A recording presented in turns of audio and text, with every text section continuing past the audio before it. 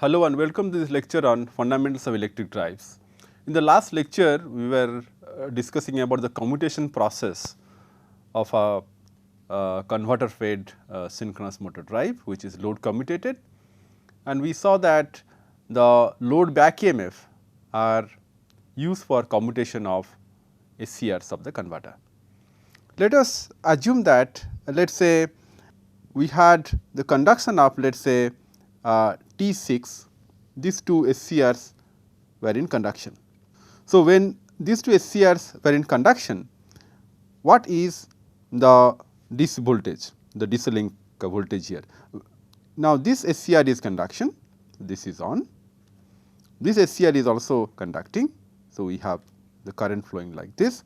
So, this point is connected to this point here. So, this is how the current is flowing.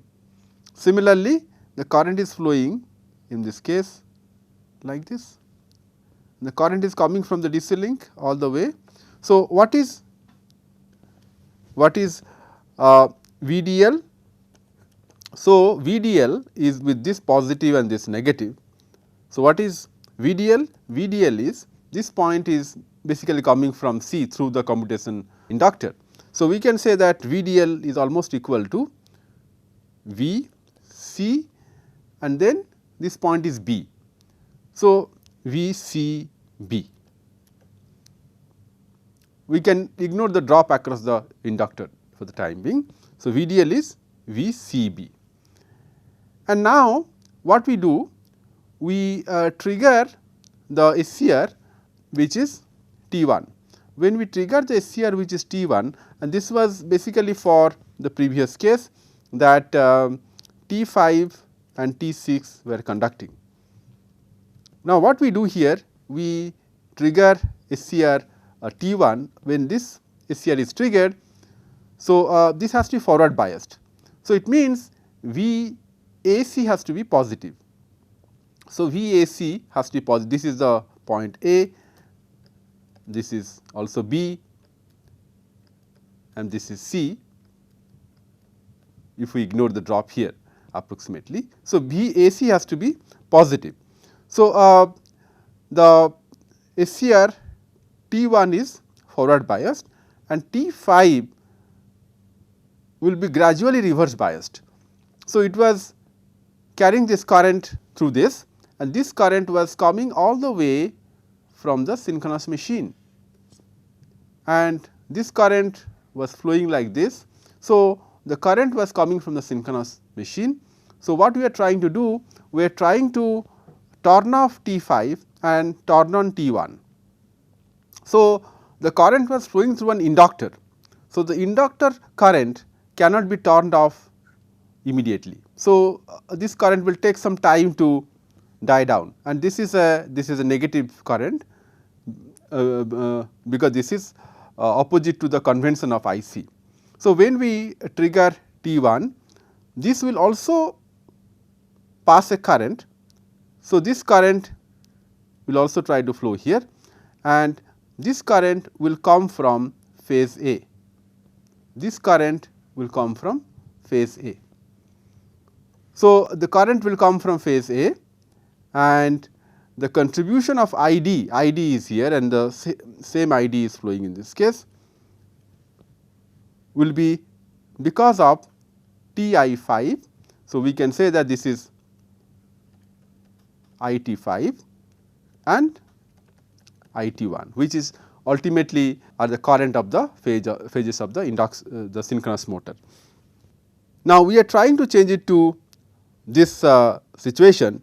VDL should be equal to VAB.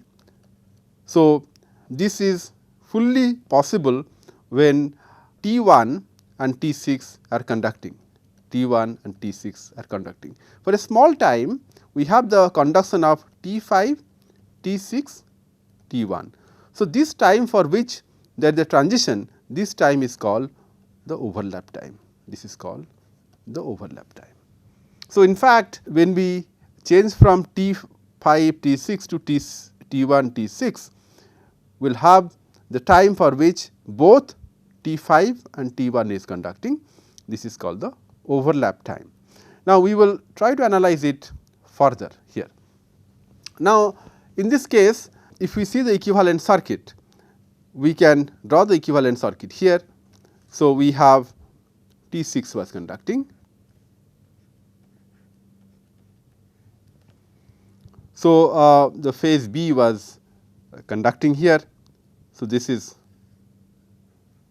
phase B, and then T5 was earlier conducting. So, this was connected to phase C. So, this is our motor. So, we have the motor back EMFs here, individual back EMFs.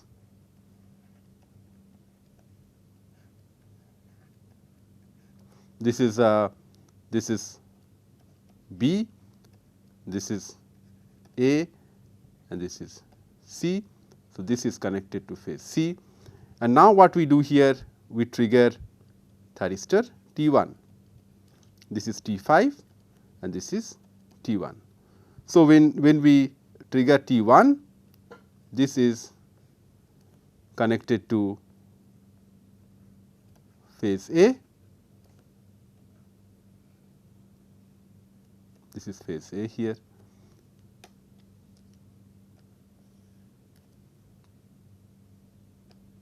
So, these are the commutating inductors, and the process is like this. So, this is our DC link voltage, which is VDL with this positive and this negative, and this current is ID, and ID is flowing back here. So, we have to understand this particular commutation process. So, earlier the current was flowing through this. So, these are the individual current IA, IB and IC. So, this current is IC. So, we can say that ID, here we can apply the Kirchhoff's current law.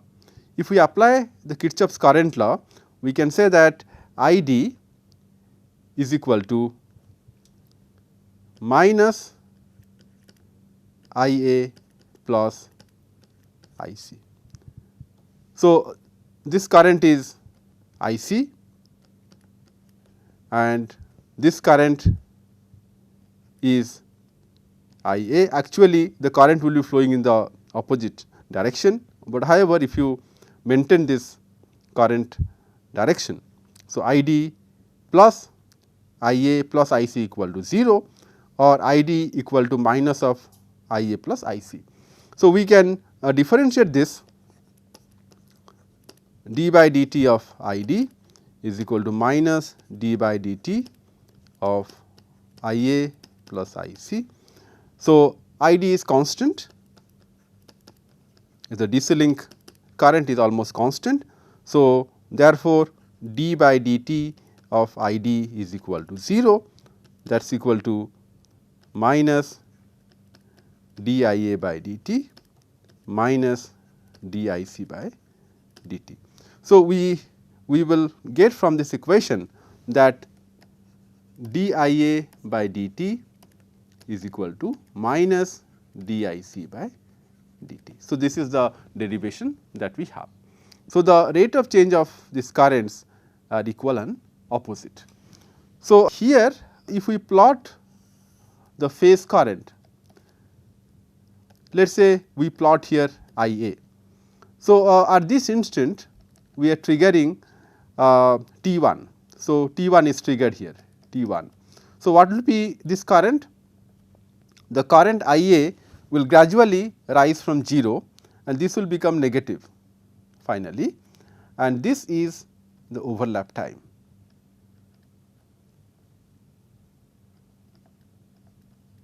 This is mu. So, this will continue to flow here. So, till this point, because this is VAB and then we have VAC, and then from this point this will be taken over by VBC. So, the current I A will have a negative value like this, and here again we have the commutation overlap. This is the angle mu again.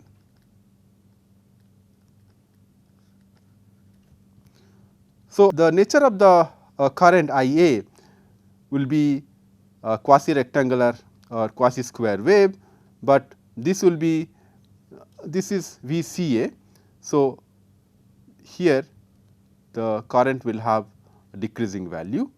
So, this value is I D and this is also I D. So, the nature of I A will be of this sort. And what about the nature of I C?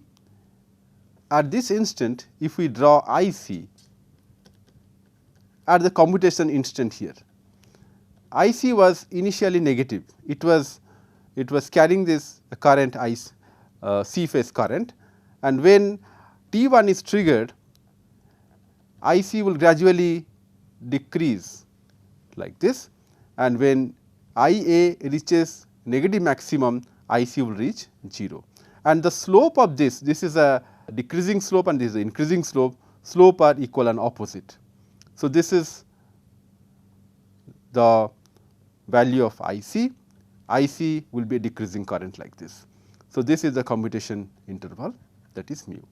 So, this mu is also shown here, this is the commutation interval, that is mu. Now, if you start from this, we see that VAC is becoming positive here.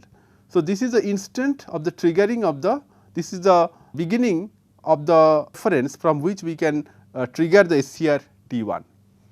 So, this is the triggering angle, and so the triggering can continue from this point till this point, and whatever is remaining here is called beta. Beta is the commutation lead angle. So, we say that alpha L is the triggering angle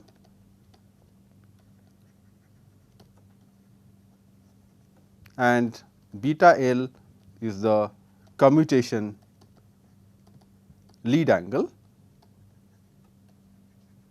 which is 180 degree minus alpha L. It means when we are triggering an SCR in an inverter, inverter thyristor, there is some angle which is available for the successful commutation. That angle is beta L, and again we have an overlap angle. So, this beta L is 180 degree minus alpha L, this is called the commutation lead angle. So, this is 180 degree,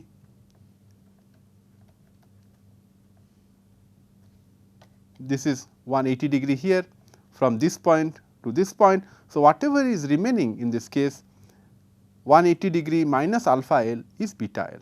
So, the beta L here, this is 180 degree completely, beta L is the commutation lead angle.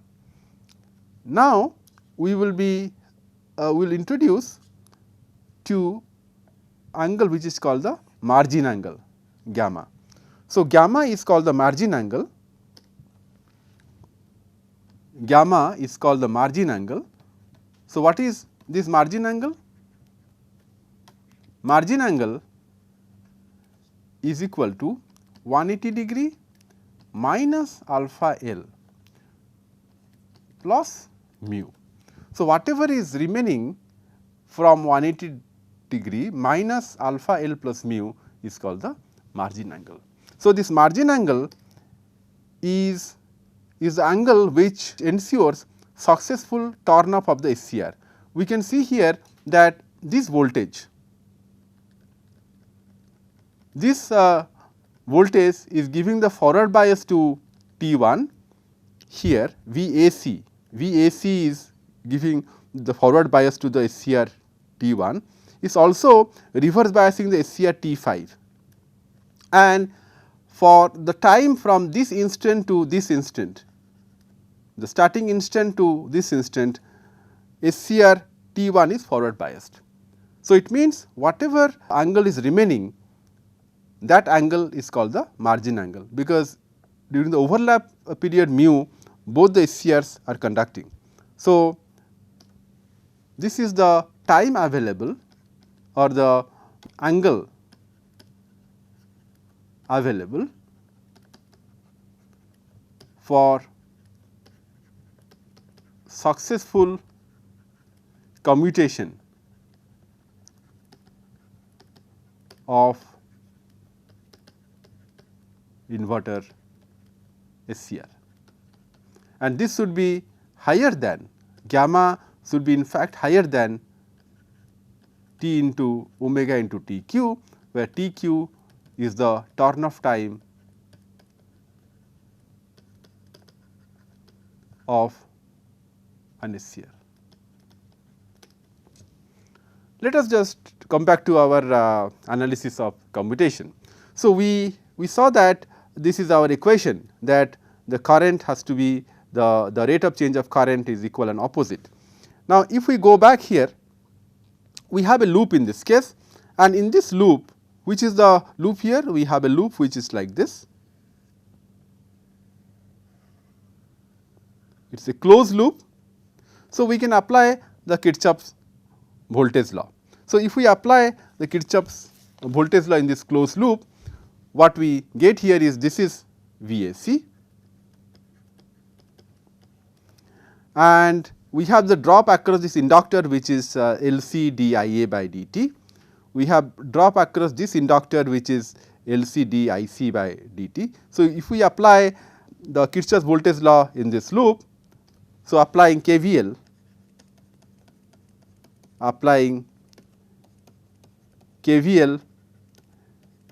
in the commutation loop,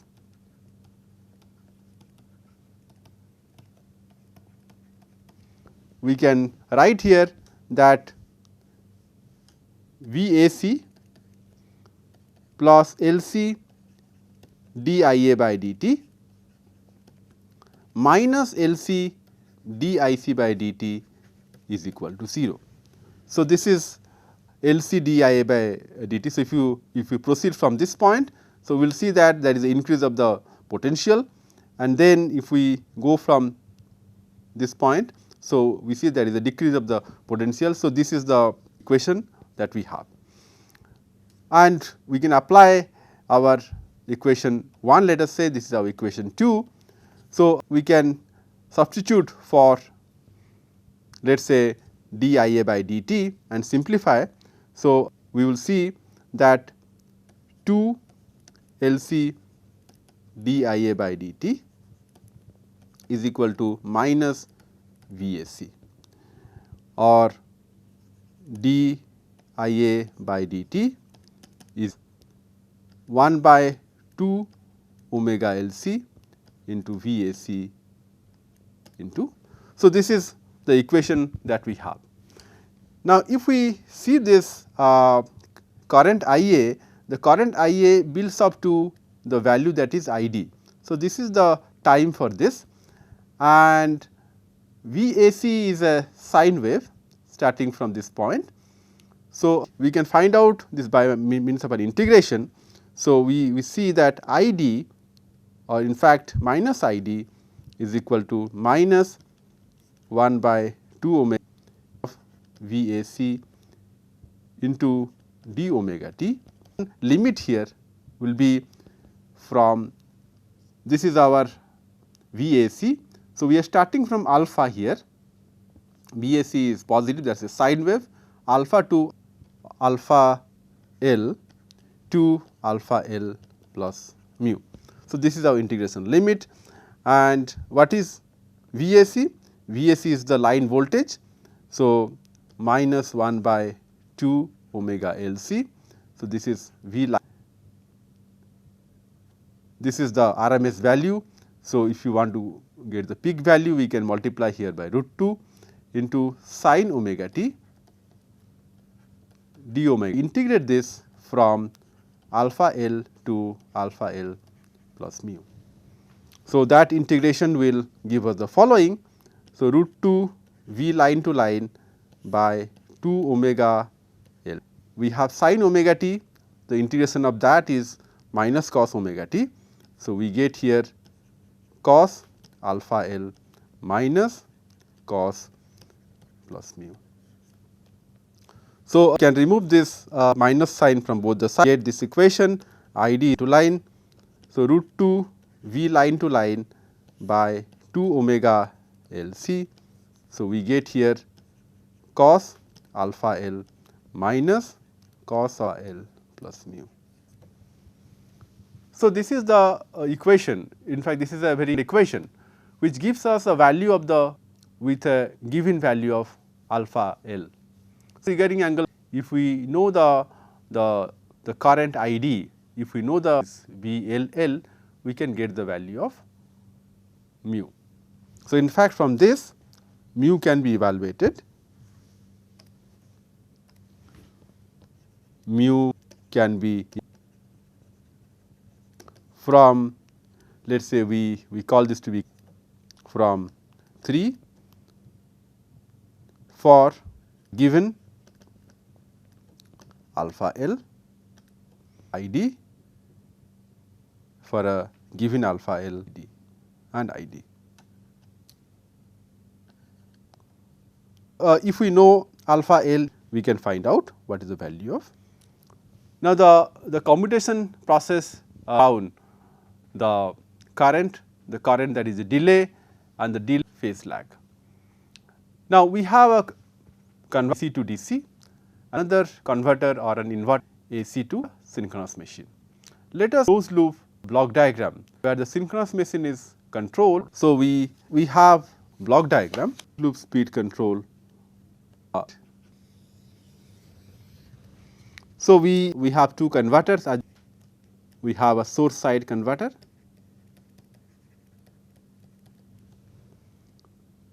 we have a load side converter which is a CS, and then we have motor. This feeds the synchronous motor. Converter C voltage have the and the DC link, in this case 3 phase or AC supply. So, this is converted to DC.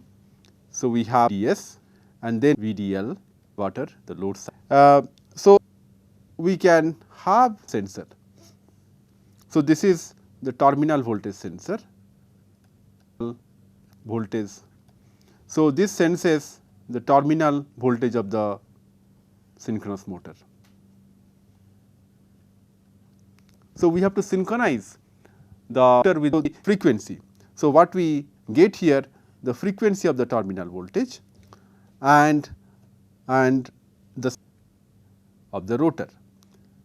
We may not have a position sensor here, but the position of the motor can be the terminal voltage. So, this is this. What we do here, we give a reference speed, in this case omega, and we compare the reference speed with the actual speed which we obtain from this terminal voltage sensor. Have a differential speed, then we have a speed sensor or speed controller, which is a P. So, this is the speed error, and the output of the goes to a. So, we have a current limiter, the value of the output current to a safe value, and this output of is ID star reference. The ID reference is compared with the actual value of the ID. So, we have a sense which senses the actual value of ID. So, we have a current sensor, the actual value of ID is sensed here, and then we current controller,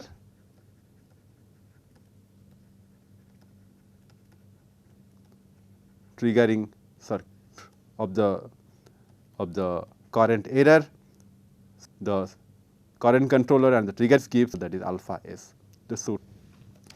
The load side converter controlled by, and then we have a firing. So, what we do here, we give the alpha L the load side firing angle. So, and also the frequency. The frequency basically is given here. So, this basically gives delay block. Phase delay block gets the frequency from the voltage sensor. Break the sign of this error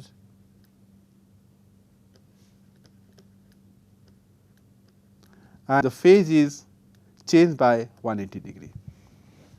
So, this is the closed loop speed control synchronous. Now, we see that here we have a closed loop feedback. Since feedback, this drive is a self controlled drive, instability cannot go out of state. So, these are the drives which are used for high power applications. So, with this we stop here for today's lecture. We will continue our discussion in the next lecture.